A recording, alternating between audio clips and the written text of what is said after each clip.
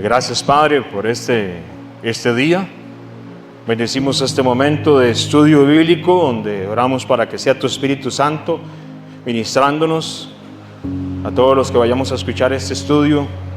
Oramos para que sea tu palabra, sea tu Espíritu Santo trayendo esa revelación que necesitamos y sobre todo, como dice tu Escritura, poniéndola en práctica para exaltarte a ti en espíritu y en verdad. Amén. Job dice en el versículo 1, capítulo 38, dice así: entonces respondió Jehová desde un torbellino y dijo: ¿quién es ese que oscurece el consejo con palabras sin sabiduría?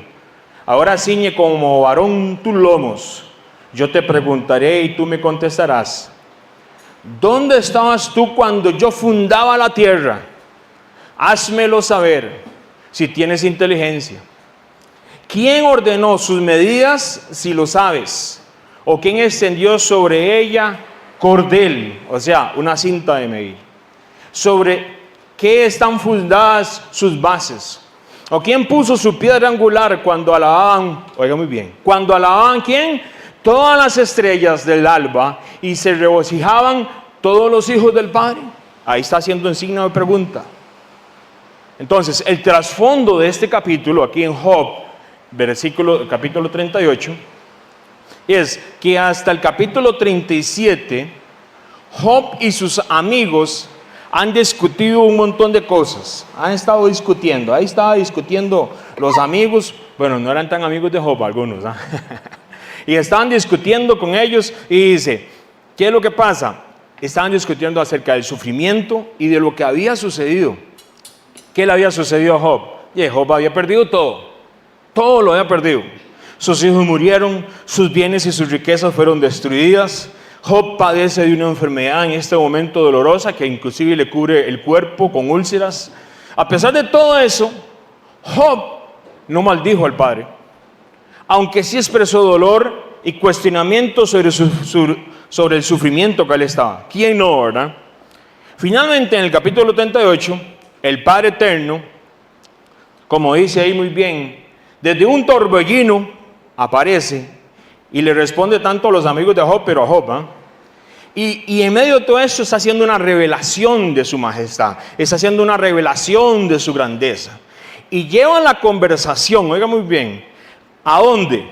Al principio de la creación. Dice, ¿dónde estabas tú cuando yo fundaba la tierra? Estaba fundando la tierra, imagínense. Y en medio de esta conversación, es como si nos dijera, Job, es que usted ve la creación y ve todo lo hermoso y lo grande que es. ¿Cómo puedes comprender mis propósitos si a veces no podemos comprender la naturaleza y toda la creación del Padre? Job, en medio de estas cosas, gracias al Padre, él se mantuvo, un hombre que se mantuvo, así es. Pero ¿qué es lo que pasa? En medio de esta fundación de la tierra y de esta creación, había alguien que estaba alabando y alguien se estaba regocijando. Si lo podemos ver ahí en ese capítulo, ¿verdad? En ese versículo. Entonces, dice sobre qué están fundadas sus bases, versículo 6. O quién puso su piedra angular. Oiga lo que dice el versículo 7. Cuando alababan todas las estrellas del alba y se regocijaban todos los hijos del Padre. Había alabanza aún antes de la formación y cuando se estaba haciendo la tierra. Había esa adoración. Entonces, ¿qué es lo que sucede? ¿Quiénes estaban alabando? ¿Quiénes estaban regocijando ahí? Cuando alababan todas las estrellas del alba y se regocijaban todos los hijos del Padre. En la Escritura es frecuente el uso de palabras como estrellas e hijos de Dios. No en todos los contextos, porque hay que estudiar todo el capítulo a veces, o todos los capítulos anteriores, posteriores, a veces todo el libro, pero uno tiene que verificar. En la Escritura es frecuente el uso de las palabras estrellas e hijos de Dios, ¿y sabe quién está representando? A los ángeles, así es, muy bien, a los ángeles. ¿Y qué es lo que sucede? Estrellas, Isaías 14, Daniel capítulo 8, Apocalipsis capítulo 12, ¿no? Inclusive en el Nuevo Testamento. Las estrellas del alba, cuando se dice en Job, es una manera inclusive poética en la cual se está hablando de ¿qué? Del ejército celestial creado ¿por quién? Por el Padre Eterno. Todo es creación del Padre, ¿verdad? Entonces, los hijos de Dios, es más, si usted lee el mismo libro de Job, en versículo Job 1:6 dice, oiga, yo le leo, vinieron los hijos de Dios para presentarse delante de Jehová. Los hijos de Dios presentarse delante de Jehová. Ahí está hablando de los ángeles. Job 2:1 es, otro día vinieron los hijos de Dios, del Padre, para presentarse delante de Jehová. ¿De quién está hablando ahí? De los ángeles. Entonces, aun cuando se estaba fundando la tierra, el Padre le revela a Job que hay una alabanza, hay una adoración, hay una exaltación. Entonces, en medio de estas cosas, cuando, dice la palabra Job, versículo 7, cuando alababan, la palabra en el hebreo, ahí la tiene el número 7442, como Ranán, todas las estrellas del alba, y se regocijaban, vea esa palabra, 7321, Ruá, todos los hijos del Padre. Entonces ahí usted puede ver cómo era esa alabanza, cómo era esa exaltación. Porque la palabra alababan es un canto jubiloso, lanzar exclamaciones de gozo, victoriar, ovacionar, celebrar, gritar de alegría. Oiga cómo era esa alabanza cuando el Padre estaba creando todo y los ángeles y toda esa creación estaba exaltando al Padre. Regocijaban, que es la segunda palabra. De nuevo leo Job 38:7. Cuando alababan todas las estrellas del alba y se regocijaban todos los hijos del Padre Eterno. Regocijarse es lanzar un grito de victoria, es aclamar, es dar voces de júbilo. Usted se puede imaginar, no sé si usted tiene, a mí, vamos a poner la escena. ¿Cuál es la escena?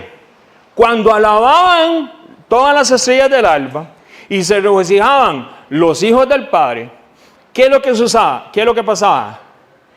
Los ángeles estallaban en cánticos, en gritos de alegría.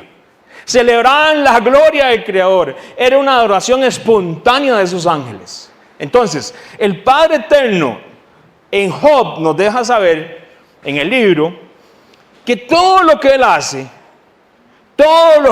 hace, es merecedor de alabanza y de gloria. Amén. Todo lo que Él hace. Y Job en ese momento no estaba entendiendo lo que le estaba pasando. Dígame si usted no, hay momentos que nosotros no sabemos lo que está pasando. Hay momentos que no tenemos respuesta. Yo le voy a dar un consejo. Alabe al Padre. Yo sé que a veces cuesta, porque hay momentos que ni nos sale una alabanza o una oración, pero alabe al Creador. Porque ¿sabe lo que dice la Escritura? Yo le voy a leer lo que dice la Escritura. Dice el Padre: mis pensamientos no son como vuestros pensamientos, ni vuestros caminos como mis caminos, dice el Padre.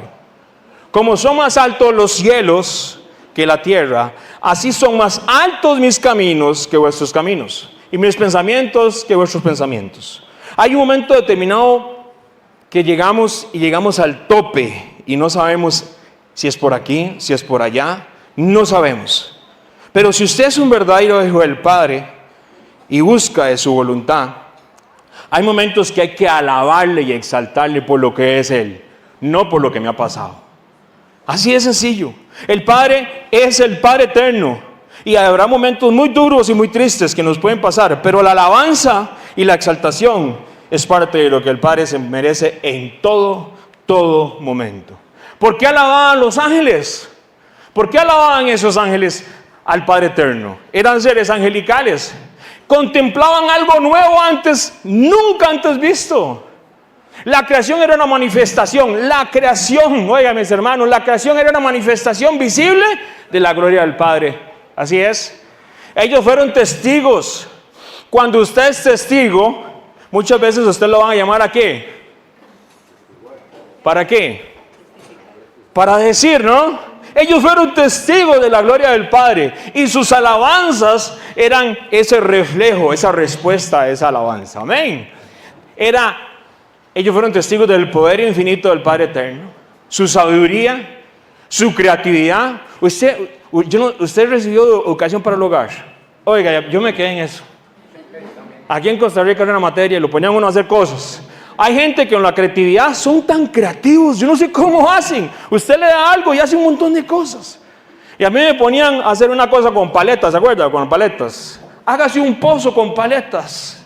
Y a mí me salía prácticamente hasta bueno, parecía un avión chocho aquello. Era otra cosa. Pero mis hermanos, la creatividad del Padre, su autoridad, es alabada por esos ángeles en la creación. Vean lo que dice la palabra en el Salmo 19:1. Los cielos que cuentan la gloria del Padre y el firmamento anuncian la obra de sus manos. Ahí está la creación. Los ángeles fueron los primeros espectadores de esa gloria y de esa obra indescriptible. Y en ellos salió ¿qué? Alabanza, gritos de júbilo, adoración y exaltación. Qué hermoso es entender que ellos alaban. Pero mis hermanos, ellos alaban. Vea qué interesante, vea lo que dice la palabra. Éxodo 15. Entonces cantó Moisés y los hijos de Israel este cántico a Jehová. Y dijeron: cantaré yo a Jehová porque se ha magnificado grandemente. Ha echado en el mar al caballo y al jinete. Jehová mi fortaleza y mi cántico, y ha sido mi salvación. Este es mi Padre y lo alabaré. Dios de mi Padre lo enalteceré. Jehová es varón de guerra, Jehová su nombre, echó a la mar los que perseguían. ¿Cómo dicen? Amar, echó a la mar los carros del faraón. Oiga, y eso que no he desayunado, imagínense, ¿ah? ¿Sí? ¿Sí o no? ¿Quién no sabe esa exaltación? Eso es un cántico de Moisés, de alabanza. Y uno se acuerda cuando Moisés estaba ya cruzando el mar. ¿Qué había pasado ahí? ¿Qué no había pasado ahí? La mano poderosa del Padre los había sacado de Egipto, ¿sí o no? El adversario, el faraón que se creía un Dios, porque se creía un Dios, ¿qué tuvo que hacer? Simplemente tuvo que ceder y dejar ir al pueblo de Israel. Y el pueblo de Israel vio aquellas aguas abrirse, pudieron celebrar el Pesach, la Pascua, vieron tantas cosas. Se merecía un cántico el Padre. ¡Aleluya! Es algo espontáneo que sale de Moisés. Y hasta hoy en día muchas personas alaban y exaltan al Señor, porque hay momentos que el enemigo utiliza otros tipos de faraones y nos pone yugos aquí. Y nos pone yugos. Pero si usted alaba y exalta al Señor muchas veces, usted es libre de esa opresión en la alabanza del pueblo. ¿Sabe que eso es bíblico? Es que eso es tan amplio, mi hermano, tan amplio.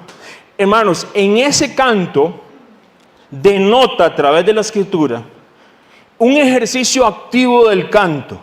Muchas veces en devoción privada, muchas veces en un culto público, muchas veces en las fiestas solemnes del Padre, en un triunfo militar para Israel, en una visión profética. El canto es una respuesta al poder del Padre, a su fortaleza y a todo lo que Él hace. Aleluya. Entonces, vea lo que pasa. Vea lo didáctico que es el Padre eterno, porque el Padre Él es un maestro. Él es un maestro.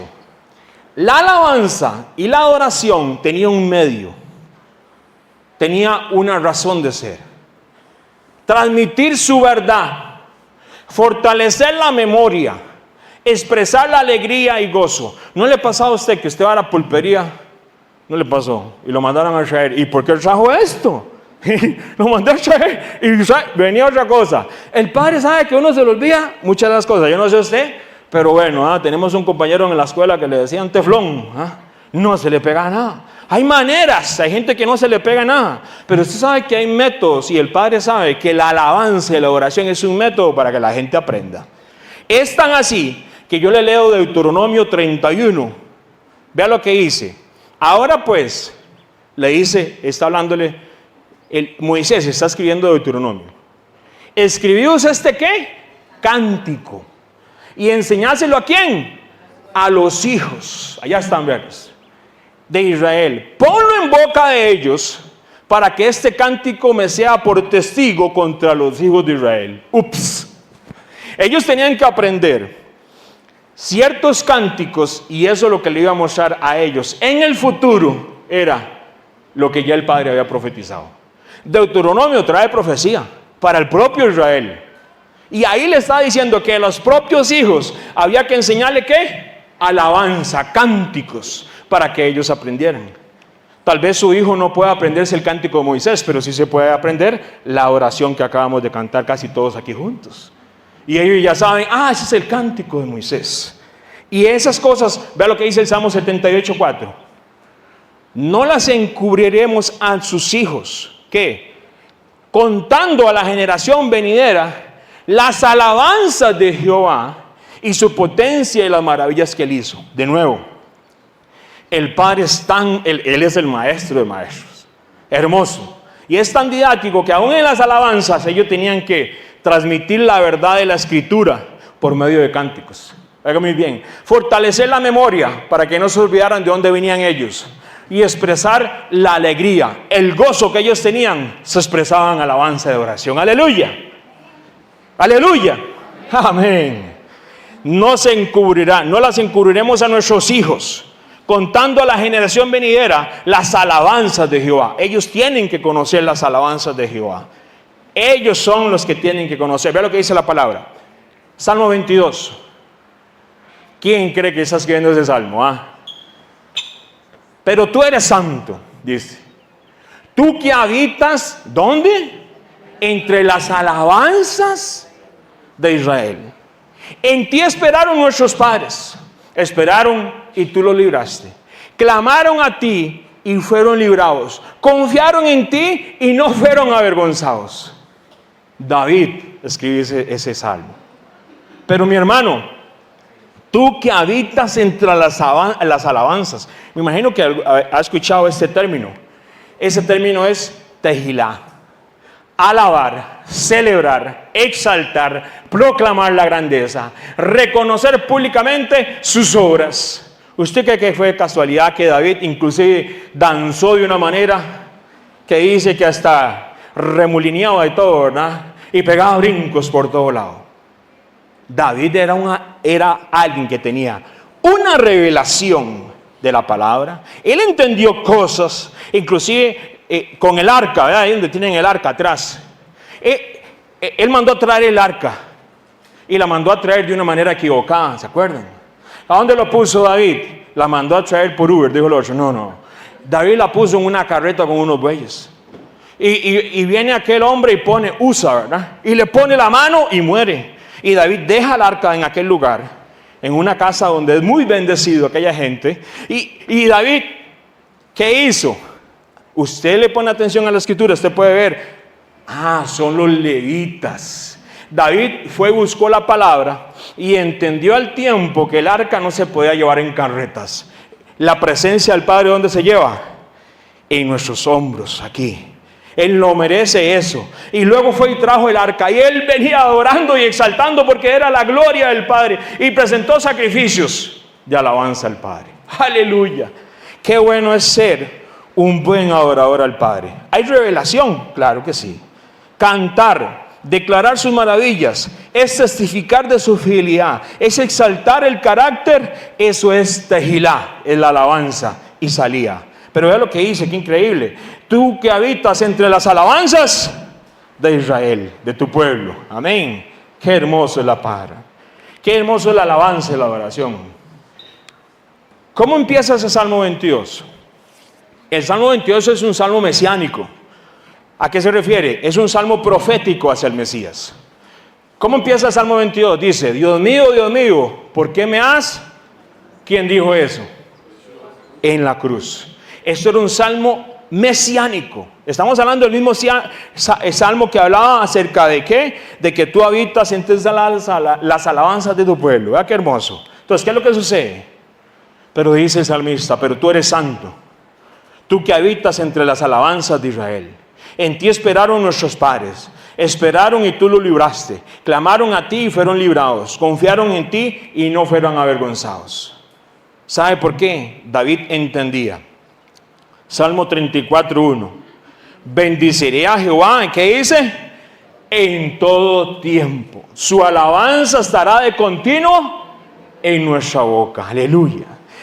¿Qué es lo que pasa aquí en este salmo? De una manera u otra, si usted ve la situación con Job, David estaba pasando por situaciones muy difíciles. De hecho dice, Dios mío, ¿por qué me has desamparado? Pero en el salmo que él está escribiendo, tú eres santo. Tú que habitas entre las alabanzas de Israel, todo aquello que él pudo haber escuchado, todo aquello que él entendió inclusive y se le enseñó, las alabanzas lo llevaron a una verdad real, que inclusive, aunque se pierda todo, él merece toda alabanza y toda gloria. Y a veces es fácil decirlo, ¿verdad? Como los hermanos de Venezuela, que oramos por ellos, amén.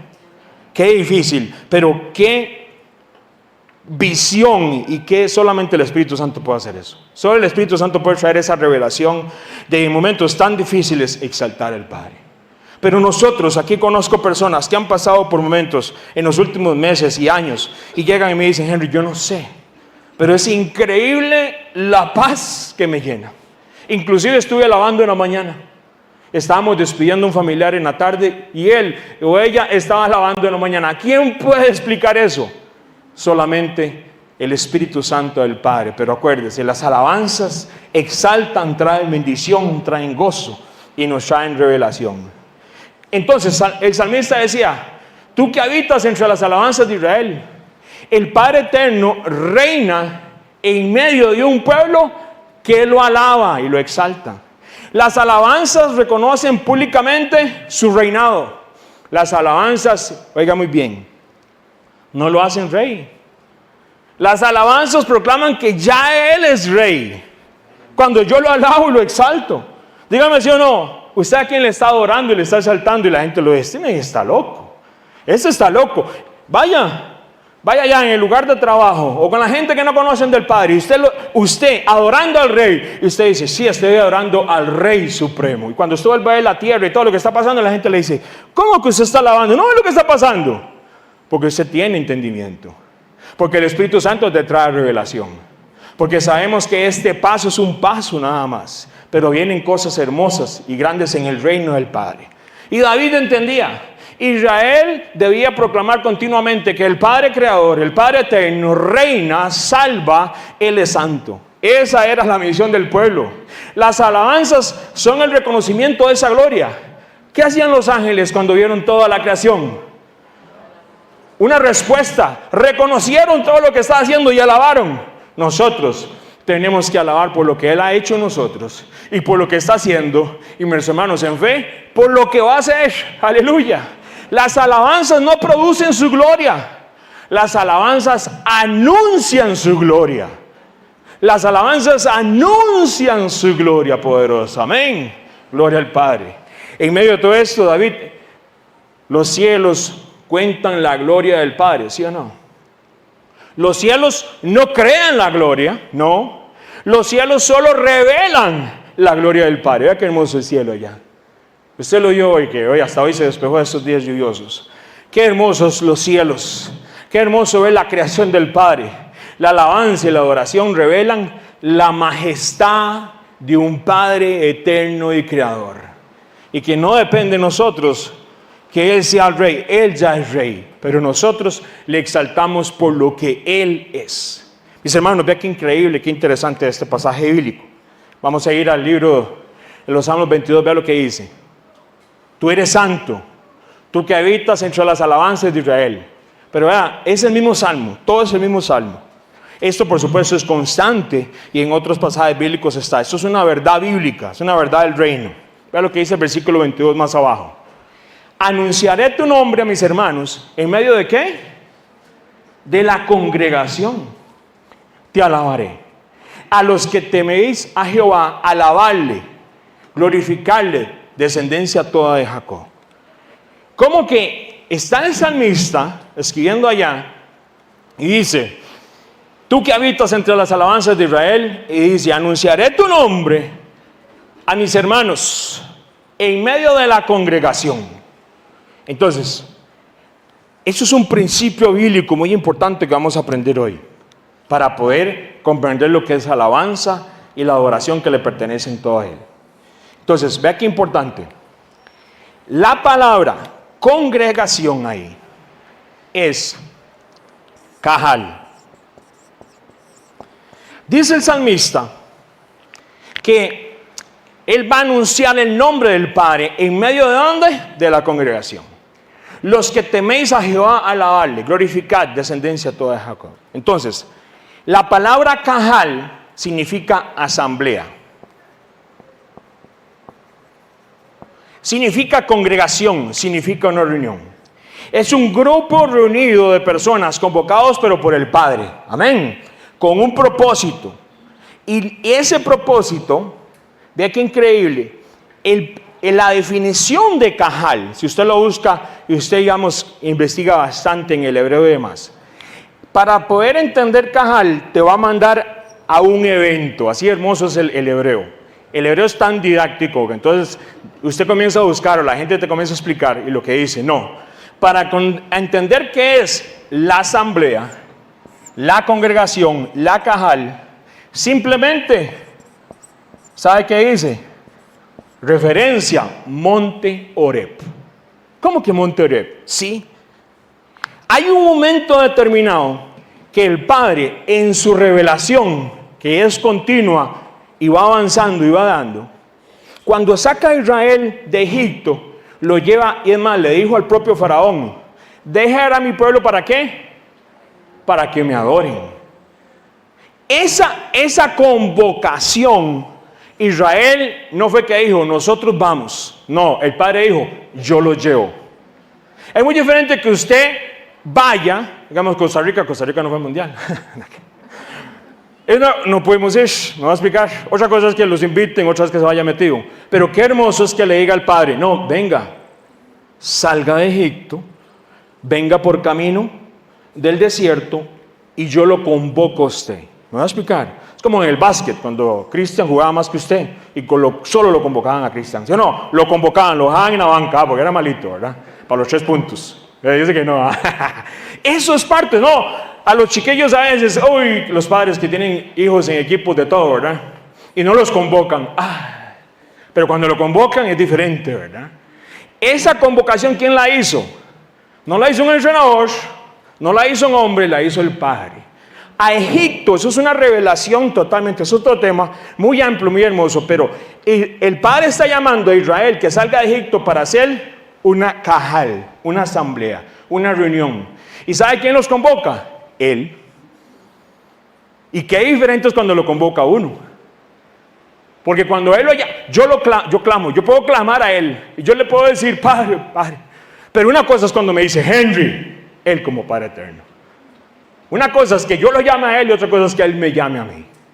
Y esa revelación está en la Cajal, en el monte Horeb, en el monte Sinaí.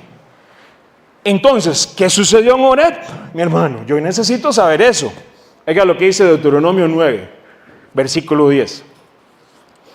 Y me dio Jehová las 2 tablas de piedra escritas con el dedo de Dios, y en ellas está escrito según todas las palabras que os habló Jehová en el monte de en medio del fuego, en el día de ¿qué? De la asamblea. Ahí asamblea, ¿sabe qué es? Cajal. Entonces, ¿qué es lo que sucede? Si volvemos allá, ellos fueron convocados, ellos escucharon la voz del Padre, ellos no dieron, no fue que le mandaron un mensaje ahí para que usted se diera cuenta, no, ellos vieron el fuego, ellos vieron la montaña moverse, ellos escucharon todos los estruendos y ellos escucharon la voz del Padre.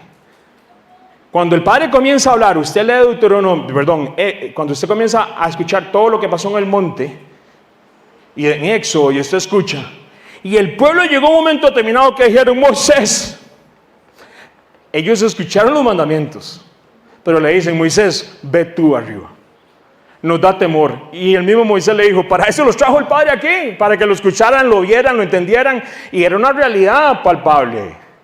No era algo que yo se lo cuento al hermano o la hermana, ellos lo vivieron. Pero esa convocación, inclusive los manda a que se purifiquen. ¿Y sabe quiénes estaban ahí?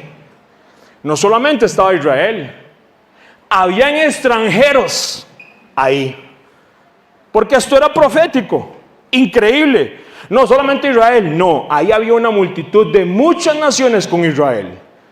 De hecho, la palabra dice, la misma mandamiento, la misma ley va a ser para Israel como para ¿quiénes? Para los extranjeros. Eso es Cajal. El Padre nos está diciendo y está reuniendo a este pueblo para revelarles algo más poderoso ahí en esa Cajal. Vea qué hermoso. Entonces, ¿qué es lo que pasa? Cuando David escribe el Salmo, en el Salmo 22, ¿qué dice? Anunciaré tu nombre a mis hermanos en medio de la congregación de la Cajal, te alabaré. David tenía ese conocimiento. David tenía ese entendimiento de asamblea. Si usted no lo hubiera leído antes y tal vez yo no se lo hubiera explicado, los que tal vez no conocían ese término dicen asamblea y se recuerdan la asamblea, ¿verdad? Una reunión, no sé, una asamblea de médicos, una asamblea de profesores, una reunión.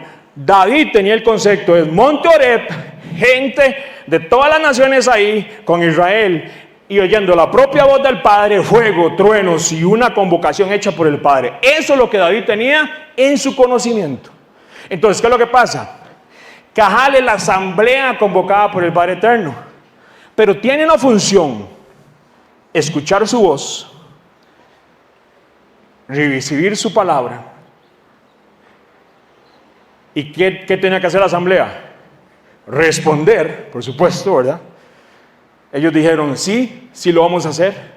Entonces Moisés sacó, esto era, y comenzó, se lo tiró todo.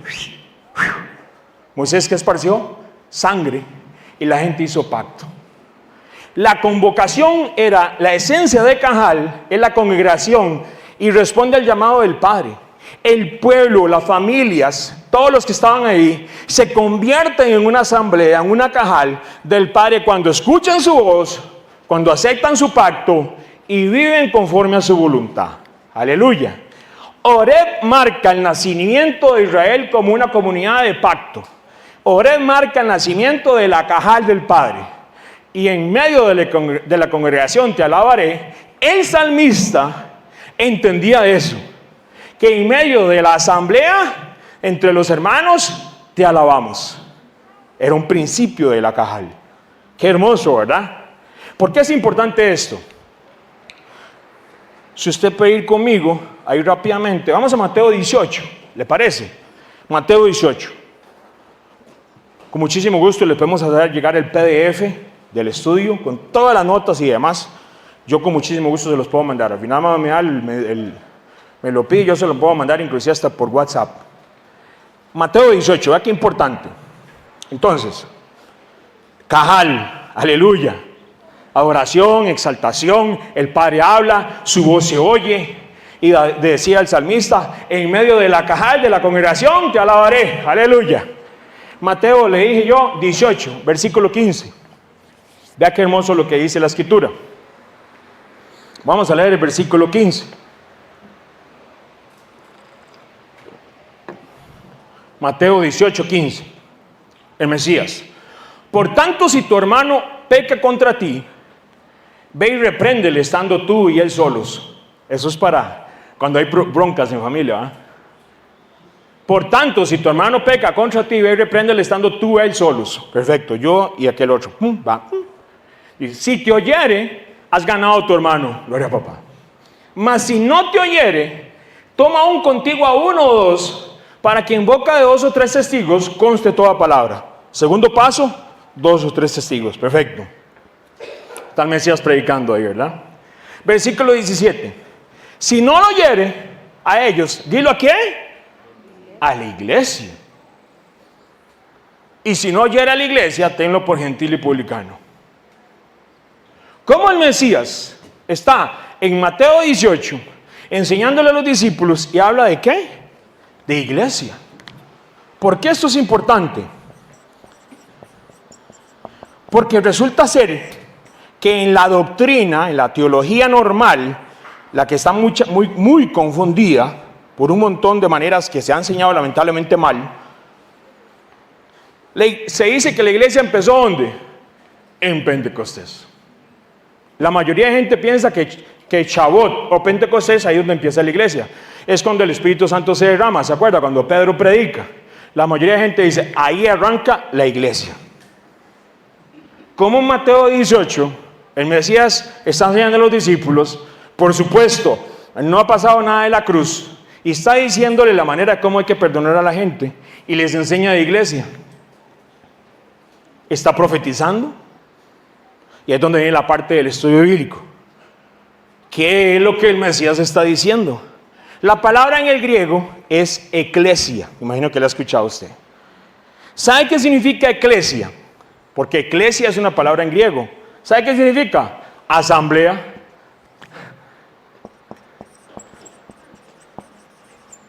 Congregación. ¿Estaba el Mesías cambiando la historia, o estaba profetizando, o estaba enseñándole algo que ya ellos sabían? Entonces, vea lo que sucede. La Cajal es la asamblea convocada por el Padre. Entonces les vamos a dar un poquito de contexto histórico, porque a mí me encanta mucho esto. Yo no sé si se ha escuchado, tal vez ha escuchado este nombre, Septuaginta. ¿Lo ha escuchado? Y yo lo traigo, salud. Septuaginta. La Septuaginta es la traducción griega de la Biblia. Hebrea, lo que se conoce como la Biblia hebrea, libros del Antiguo Testamento. Yo no le diría tan antiguo, pero bueno, para que se entienda, ¿verdad? Entonces, todos estos libros de atrás se tradujeron. ¿Saben qué se tradujeron? En griego. ¿En qué tiempo se tradujo la Septuaginta? Fue un periodo de más o menos 300 años antes de Cristo. 300 años antes de Cristo, va progresivamente, y ellos tienen estos libros ya, porque el griego, lo debemos de recordar, ¿se acuerda cuando llegó Antíoco Epífanes, si no ha escuchado historia, y toda esta gente, ¿qué hicieron? Lo que se conoce como helenizar. Entonces, se cambió, todo era griego, para arriba, griego, para abajo. Por eso, el varón es griego. Entonces, todo griego, y come yogur griego detrás de eso, imagínense. Entonces, todo era griego. Entonces, ¿qué es lo que sucede? Ellos comenzaron, hay muchas de las generaciones están simplemente conociendo griego y las escrituras están en hebreo. Entonces, comenzaron a traducir. Entonces, mis hermanos, eso empezó 300 años antes de que naciera el Mesías. ¿Sabe cuál es la palabra que tradujeron en el Antiguo Testamento para Cajal, que era asamblea? Usted puede ir a leer la Septuaginta y le va a salir iglesia. Usted lee los salmos que decían, te exaltaré y te alabaré, en la onda dice, ya no decía Cajal, porque el Cajal era hebreo, ahora en el griego decía iglesia. Es el mismo concepto de asamblea. Nunca cambia, nunca. Y el concepto hebreo original es lo que se hizo en el Horeb. Un grupo de personas convocados para el Padre, escuchan su voz, son ministrados por su palabra y dicen sí, amén, amén, amén, y hacen pacto con Él. Esa es la diferencia. Por eso es que el Mesías habla aquí en Mateo 18 de iglesia, y la gente dice, pero ¿cómo es eso? El concepto, de nuevo, que se enseña y dice que la iglesia empezó en Hechos es totalmente equivocado. Teológicamente no es sostenible, porque por algo el Mesías dijo este ejemplo. Ahí hay otros ejemplos y usted puede buscar y hacer un estudio bien completo donde usted puede ver que la palabra ahí le estaba diciendo, usted tiene bronca con su hermanillo, hable con él primero. Segundo paso, testigos. Y si no, tráigalo a la asamblea. Aquí le hablamos un chumitato. No, mentira. Aquí se trata como se tiene que tratar. Así era el proceso. Y eso nunca ha cambiado. La asamblea, la Cajal, la iglesia es la misma porque la define la Escritura. Yo no la puedo definir, ni ningún teólogo, ni ninguna organización. Por eso es que la iglesia no es lo que la gente dice. Me voy a explicar. ¿Qué es iglesia? Es Cajal. ¿Y qué es Cajal? Es una asamblea. ¿Y qué se hace en la asamblea? Se exalta su palabra, se viene a hacer pacto con Él y se viene a ser ministrado por Él. ¡Aleluya! ¡Qué bueno! ¡Gloria a papá! Estamos entonces, Henry, one question. So, nosotros estamos en la Cajal aquí. Yes, we are. Bienvenido a la Cajal, hermano. Usted pensaba que venía para un lugar. No, hoy venimos a la Cajal. Usted le puede decir, oiga, el otro año, manilla ahí, vaya a trabajar. Hoy fui a la Cajal en Grecia, por aquello. Y me fui en moto, ¿verdad? Uy, ¿qué es eso? Me voy a explicar. Esa es la esencia. Yo no puedo definir algo que ya la Escritura está definido, ya está definido. Entonces, el Mesías nos enseña, y a través de la Escritura, que la Cajal, la asamblea, llegó a ser eclesia en griego. Ahí están los numeritos por aquello, sin perder su significado. Y todo empezó en Horeb. Todo empezó en Horeb, mis hermanos, todo empezó en Horeb. Entonces, ¿qué es lo que pasa? Vea lo que dice: si no lo oyere ellos, dilo a la iglesia, y si no lo oyere la iglesia, tenlo por qué. Oiga, qué increíble. Tenlo por gentil y publicano. La Cajal, la asamblea, tenía un peso espiritual. La Cajal en la asamblea, convocada por el Padre Eterno, amén. Se escucha su voz, se recibe su palabra, se responde a ella con obediencia y fidelidad, ¿sí o no? Amén. El pueblo, la familia, usted y yo somos la Cajal del Padre, la congregación del Eterno. La iglesia es el mismo término, solo que en otro idioma. Congregación, asamblea, y conserva el mismo significado, nunca cambió. Desde Horeb es lo mismo. Por eso dijo en Deuteronomio 9:10, según todas las palabras que os habló Jehová, Moisés dice esto, en el monte de en medio del fuego del día de la asamblea. Aleluya. Vea lo que dice Salmo 22:2. Entonces, Henry, Salmo 22:22. Anunciaré tu nombre a mis hermanos en la Cajal. ¿Y qué dice? En medio de la congregación, ¿qué dice? Te alabaré. Aleluya. Así, entonces, Henry, si era así, Yeshua alabó en la Cajal, como ejemplo. Sí, claro, ahí está. Cuando hubiere cantado el himno, ¿qué hicieron ellos? Salieron al monte de los olivos. ¿Qué cantaban? Himnos, salmos y otros cánticos que ya vamos a ver. Entonces, ellos cantaban y adoraban, ellos exaltaban al Padre. Esa es la esencia de Cajal. Aleluya. Entonces, ¿por qué esto es importante? Y es de suma importancia. Es de suma importancia porque eso es un principio del reino. Este principio, el Padre convoca, sus hijos escuchan, se exalta al Padre, está a través de toda la Escritura. Lo que Él desea es reunirlos en su presencia, revelarles su voluntad, que está en su palabra, por supuesto, formar una comunidad que le adore en espíritu y en verdad, formar una asamblea o congregación que le obedezca al Padre y refleje, sobre todo, nosotros reflejemos. Esa era la misión de Israel, siempre fue la misma, que ellos reflejaran el carácter. Por eso ellos tenían que ser luz a las naciones. ¿Y qué dice la palabra nosotros? ¿Qué somos nosotros? Luz a las naciones. Es el mismo concepto. Cajal, eclesia, es más que una simple congregación. No puede ser una reunión de personas. Por eso es que todo el centro de la Cajal es la palabra, la Escritura. Si no hay palabra, eso puede ser una reunión de amigos, asociados o lo que sea. Pero lo importante es que la palabra de Él se predique y se enseñe. Por eso yo no comprendo cómo hay gente que dice que va a la Cajal o a la iglesia y oiga, no lee ni un versículo de la palabra. Mi hermano, lo siento. Hay que enseñarles a ellos. La Cajal es para que la Escritura permanezca y se enseñe, tanto a nosotros como a los chiquillos que están allá. Aleluya. Entonces, ahora sí, la identidad de Cajal no está determinada por un lugar. ¿Ve? ¡Qué bueno! Sino porque aquel que me convoca. Sus palabras se proclaman, su presencia, su Espíritu Santo la santifica, su palabra, su propósito, su santidad, su palabra le da sentido. Nosotros estamos aquí con un sentido. ¿Somos la Cajal de quién? Del Padre Eterno, mis hermanos. ¡Claro! ¡Qué hermoso! Por eso hay un paralelo tremendamente, eso muy rápido. ¿Quién convocó en Horeb? ¿Quién lo convocó? Israel dijo, sacó una cita ahí, voy a ir allá para sacar la licencia. No, el Padre lo llamó, venga. El Padre convoca al pueblo.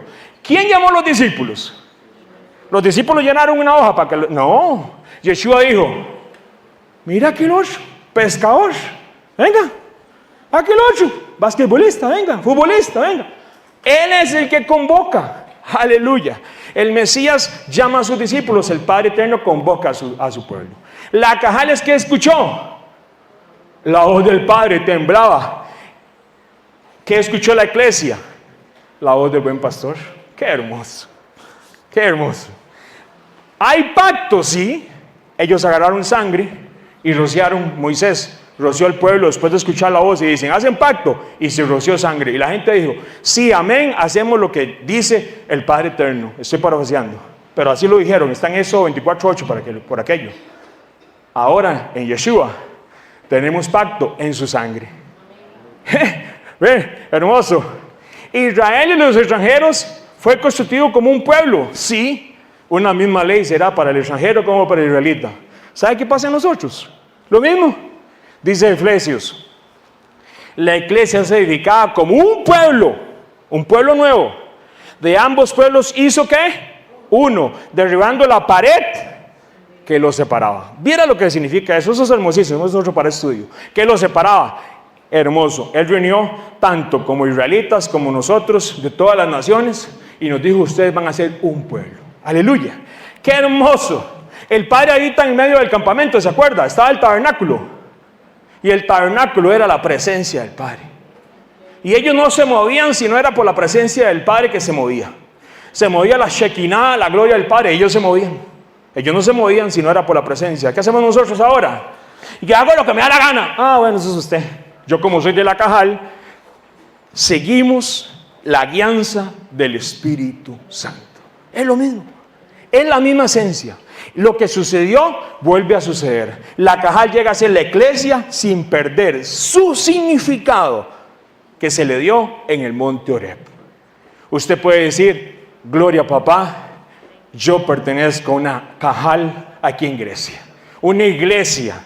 Pero mi hermano, ese edificio ahí, ¿ah, sí? Si un día tuviéramos que salir corriendo, porque va a llegar a suceder, y nos tenemos que reunir en el basement, ¿alguien tiene basement aquí, no? En el sótano de las casas, en las montañas, allá, en otros lados, ¿sabe qué vamos a hacer? Vamos a hacer la Cajal del Padre. Eso no lo cambia nada, ni el lugar, pero sí lo puede cambiar si dejamos la esencia que es su palabra y su presencia. Amén. Por eso decía el salmista, ¿qué decía el salmista? El salmista decía algo hermoso. Anunciaré tu nombre a mis hermanos. En medio de la congregación te alabaré. Por eso aquí alabamos al Padre Eterno. Porque nosotros somos la esencia de la Cajal. Aleluya. Entonces, vea qué interesante. Hechos 2, versículo 46. Y perseverando unánimes cada día en el templo y partiendo el pan en las casas, comían con alegría y sencillez de corazón, alabando al Padre y teniendo favor con todo el pueblo. Y el Padre añadía a la Cajal los que habían de ser. ¿Quién convoca? Yo. Usted lleva, ¿y qué lleva? La semilla, ¿se acuerda? Y la tira por todo lado. Y los que hacen que crezca, que haga todo el proceso, ¿quién es? Es el Padre, no somos nosotros. Yo no puedo ir a traerme a alguien a la fuerza para la Cajal. No, es el Espíritu del Padre que trae a la gente a la Cajal. Aleluya. Qué hermoso es entender de eso. ¿Por qué? Porque se nos facilita demasiado lo que es entender qué pasaba en Colosenses 3:16. La palabra del Mesías, oiga muy bien. La palabra de Cristo, vea lo que dice Pablo. Aquí está Pablo, ¿verdad? La palabra de Cristo mora en abundancia en vosotros. ¿Qué dice? Enseñándonos y exhortándonos unos a otros en toda sabiduría. ¿Qué dice? Cantando con gracia en vuestros corazones el Señor con salmos, himnos y cánticos espirituales. Ya qué hermoso. ¿Qué hacía la iglesia de Colosas? Cantaban, Pablo les dice, que abunde la palabra de Cristo, por supuesto, enseñándonos y exhortándonos unos a otros en toda sabiduría, cantando con gracia en vuestros corazones al Padre Eterno con salmos, himnos y cánticos espirituales. Vean, mis hermanos, si algún día quiere cantar un salmo, porque se hace en orden, ya lo vamos a ver, hay 150.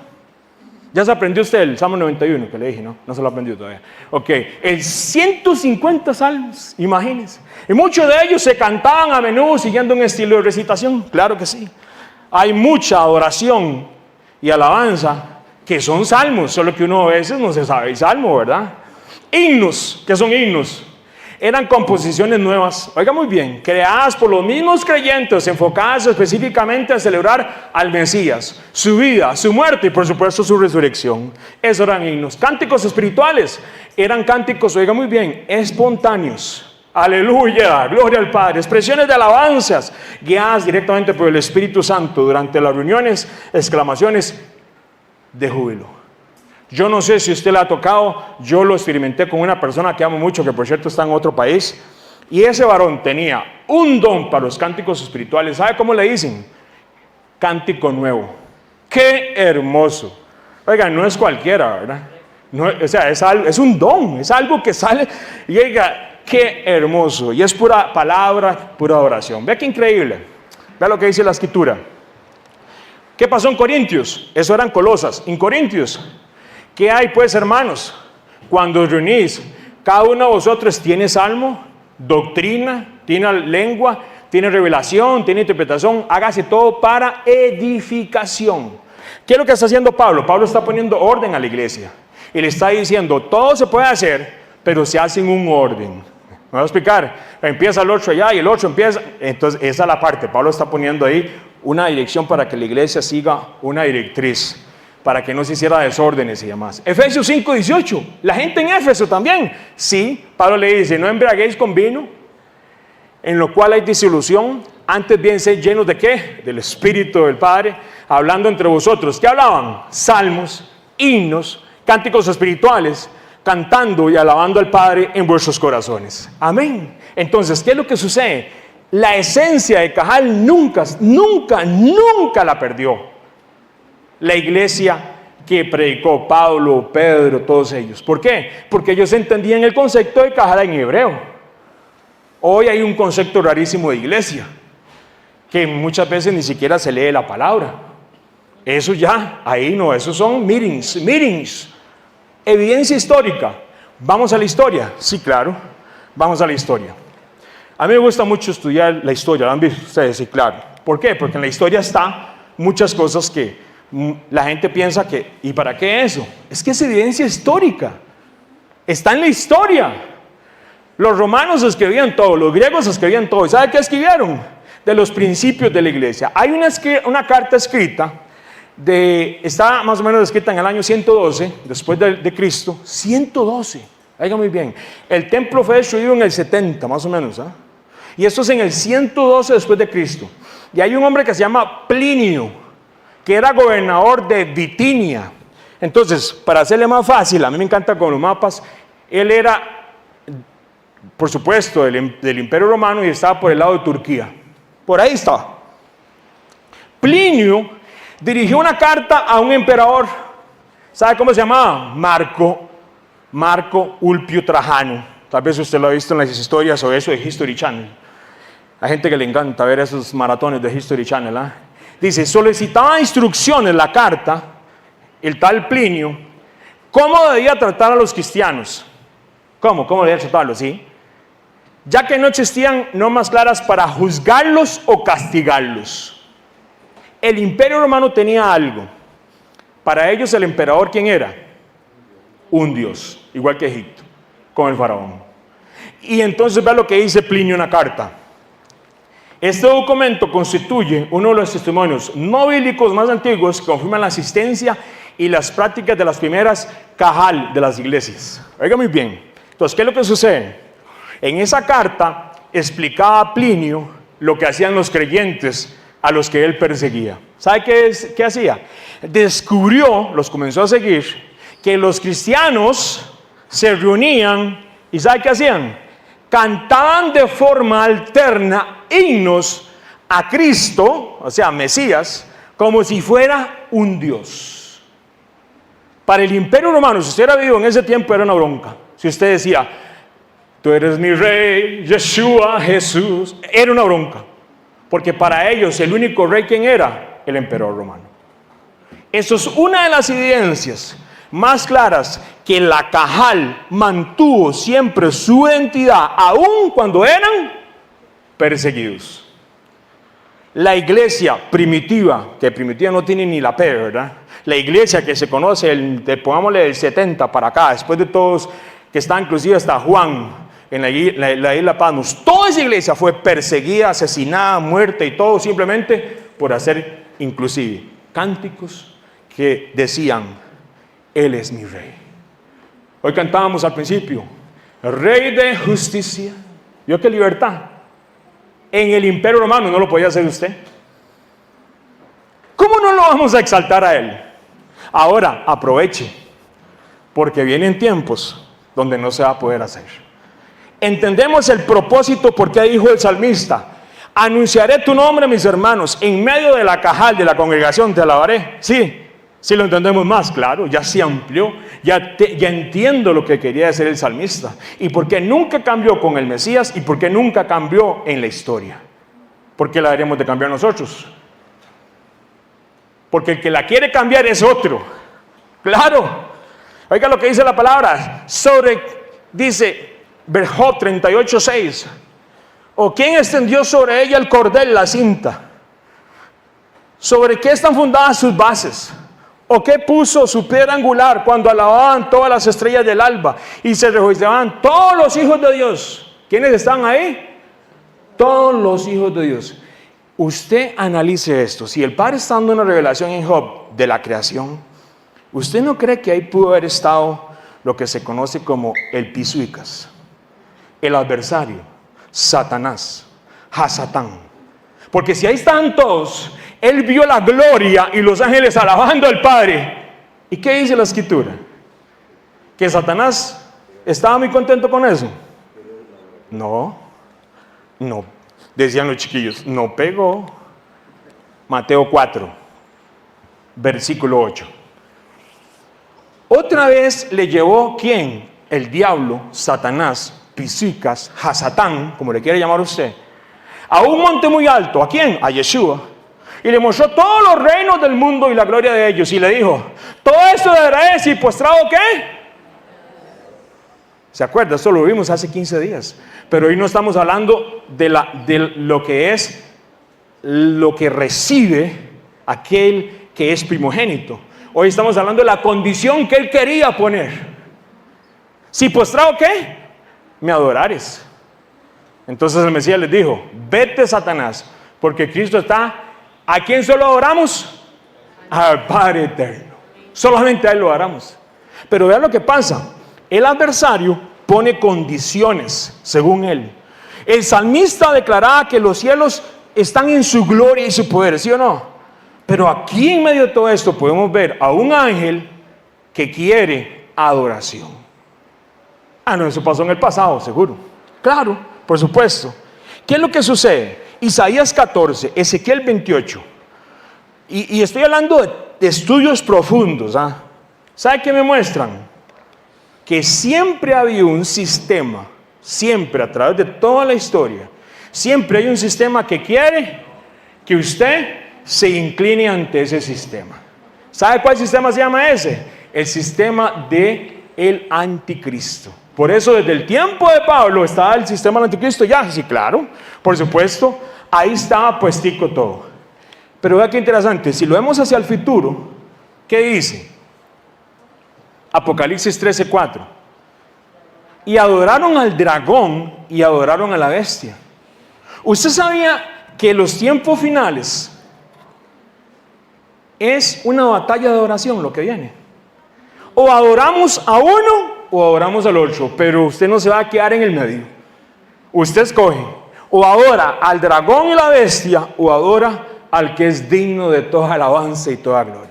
Pero Henry, usted me quiere decir en eso, en este caso, que como pasó en el Imperio Romano y el Imperio Griego y todos estos imperios, a esa gente lo mataron por adorar. ¿Será que va a llegar a suceder?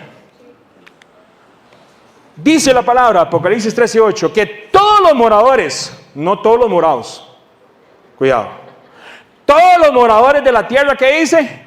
La adorarán.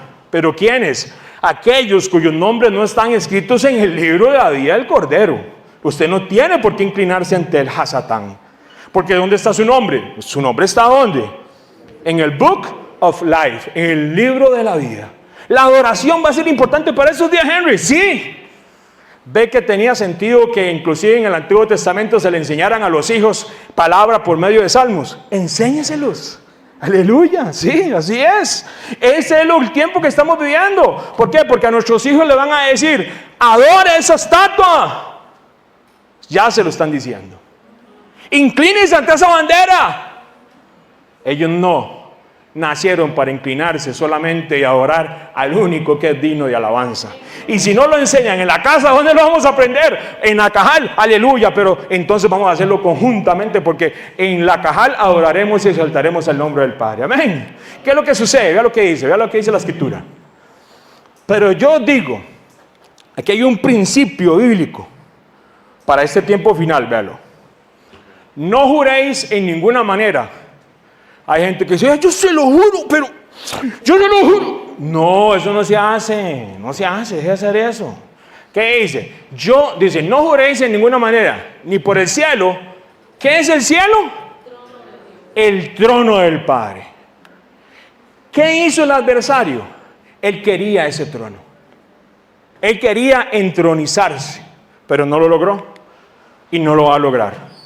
Isaías 14, de nuevo, mis hermanos. Eso es un estudio profundo, pero no vamos a abarcar todo porque hoy tenemos un tiempo muy especial. ¿Sí? Isaías 14. Yo se lo leo.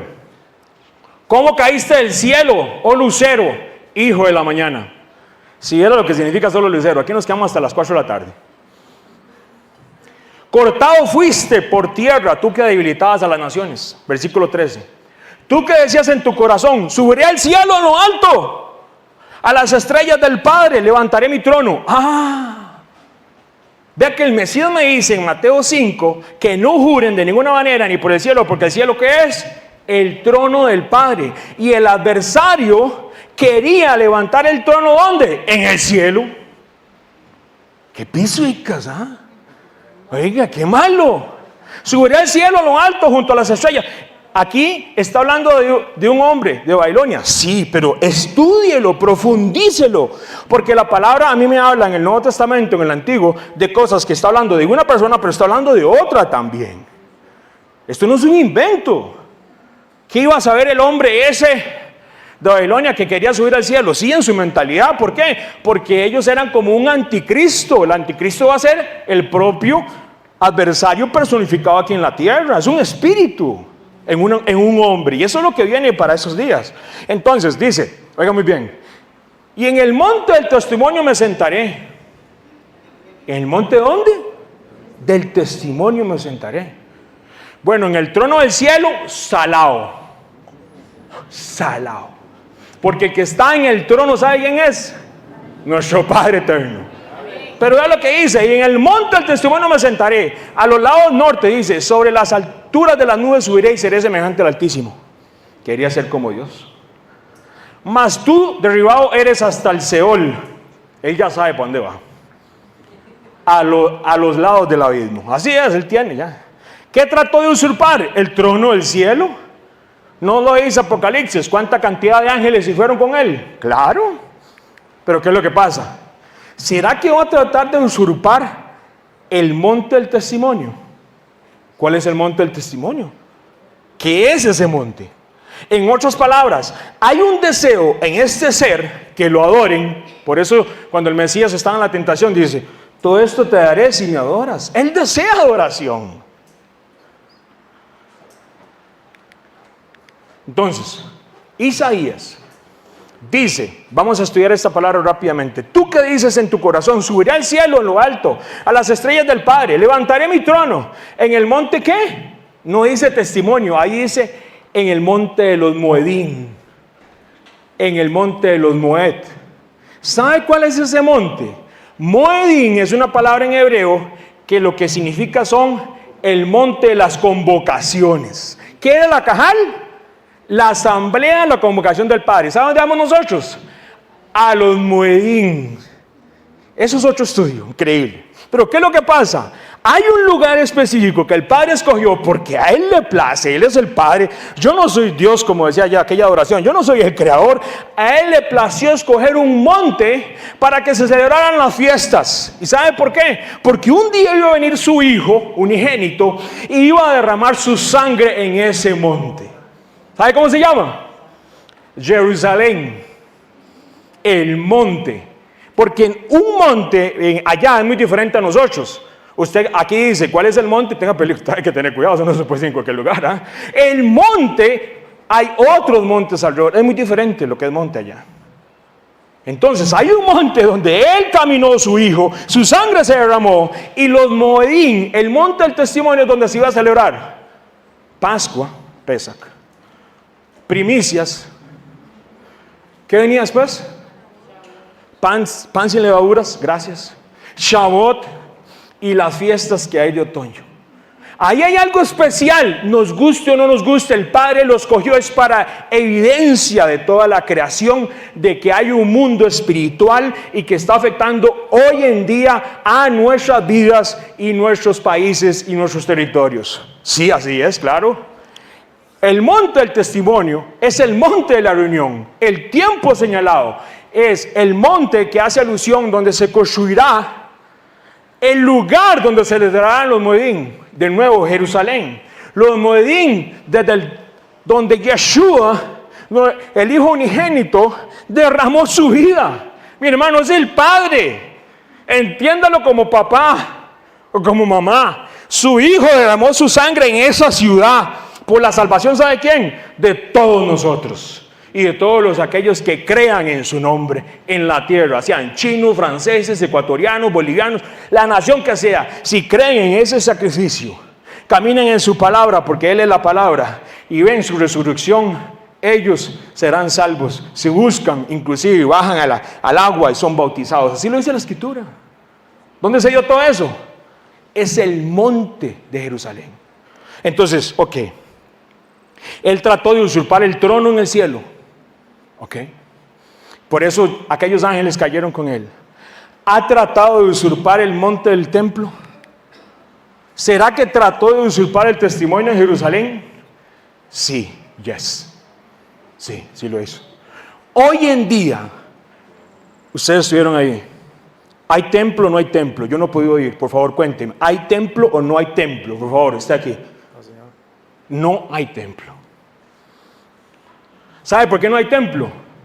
Porque alguien utilizó una doctrina de las oscuridades, de las tinieblas, y convenció a miles de millones de personas, porque eso es lo que hace el enemigo.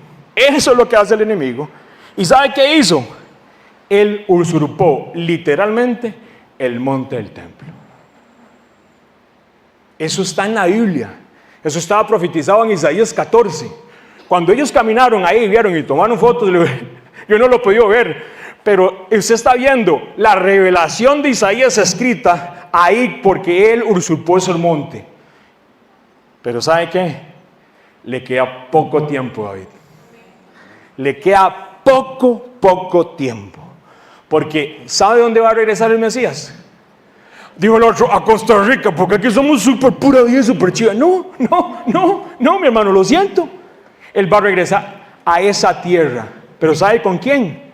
¿Sabe quiénes van a ir? Lacajales de toda la tierra. Aleluya.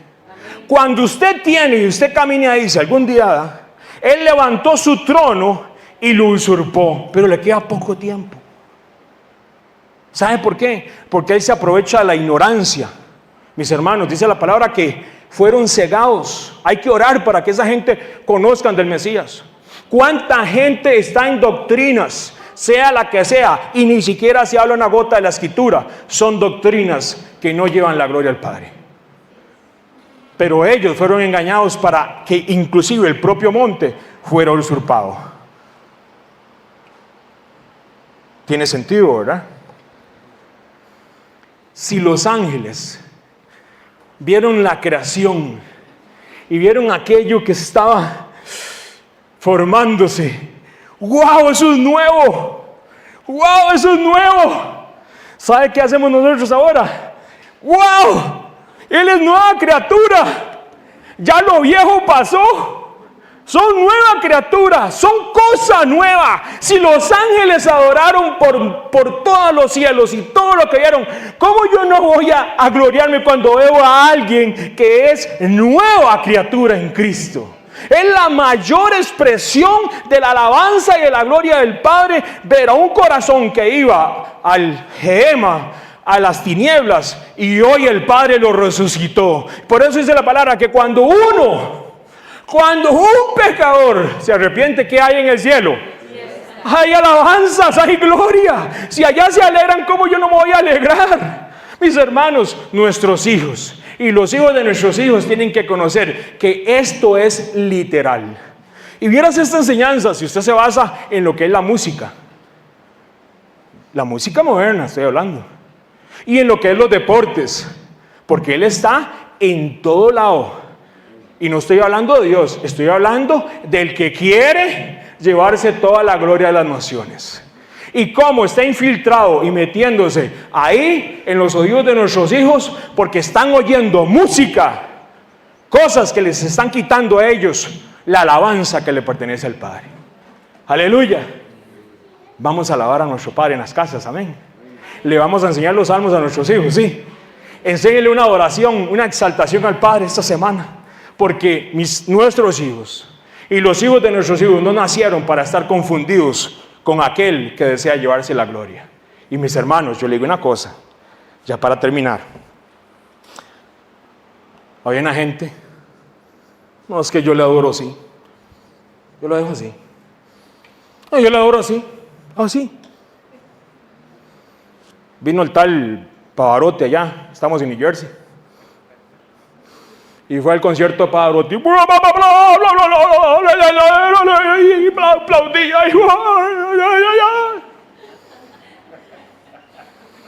Oiga, pero en la iglesia no levanta ni un dedo.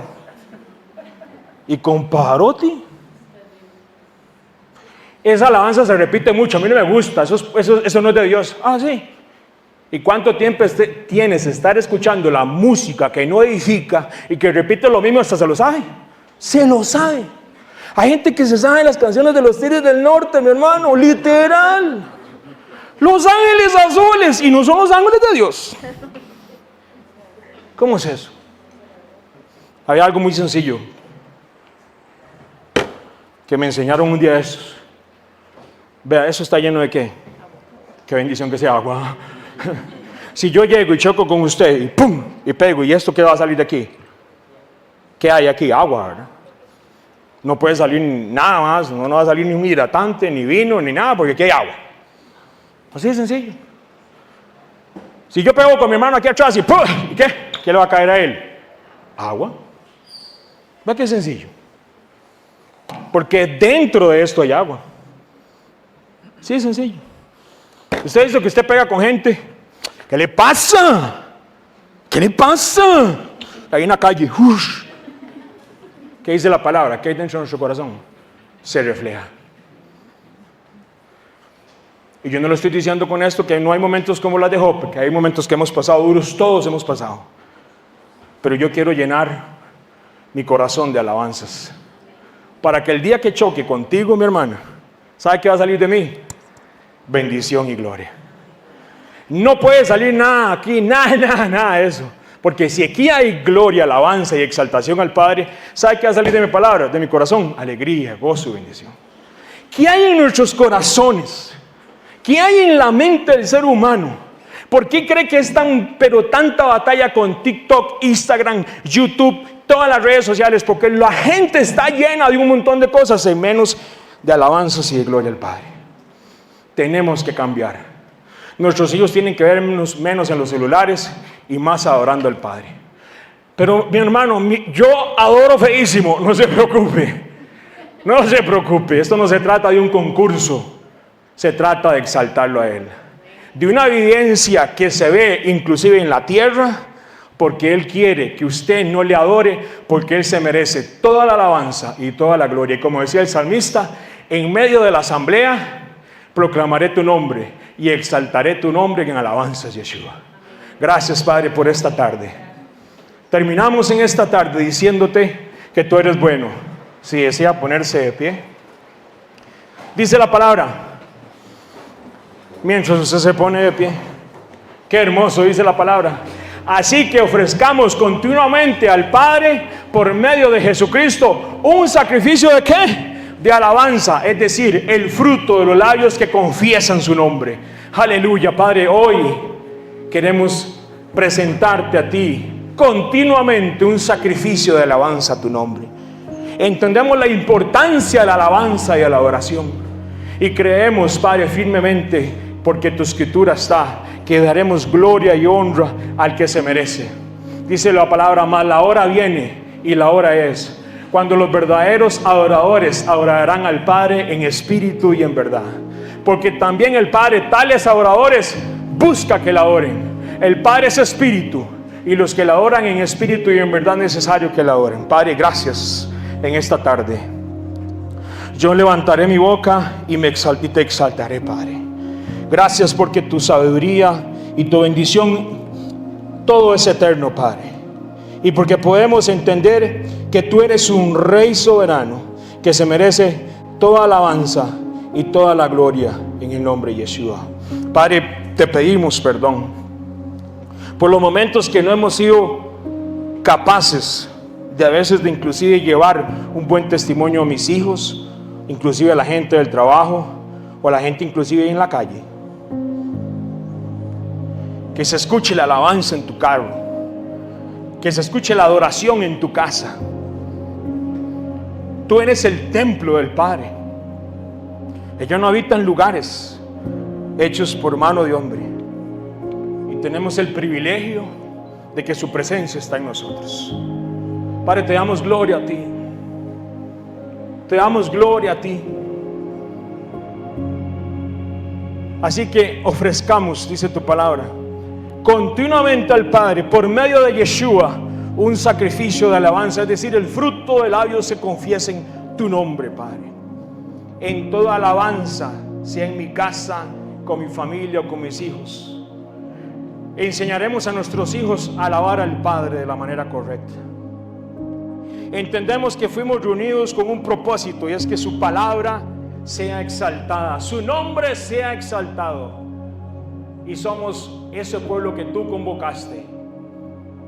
Por eso, asimismo, como Él usurpó y quiso usurpar el trono del cielo, y así como quiso usurpar el monte de las celebraciones del Padre, así quiere usurpar tu corazón, porque son lugares que Él ha escogido para alabanza de su nombre. Oiga muy bien, así como Él quiso usurpar el trono del cielo, así como quiso usurpar Él la montaña de los Moedín, así quiere usurpar tu corazón, porque de ahí emana un corazón de alabanzas al Hijo Yeshua, que se merece toda alabanza y toda gloria.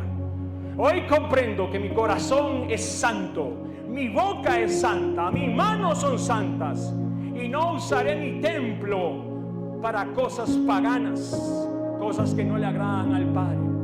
Entiendo que yo soy el templo de ese Rey soberano, de ese Rey que gobierna,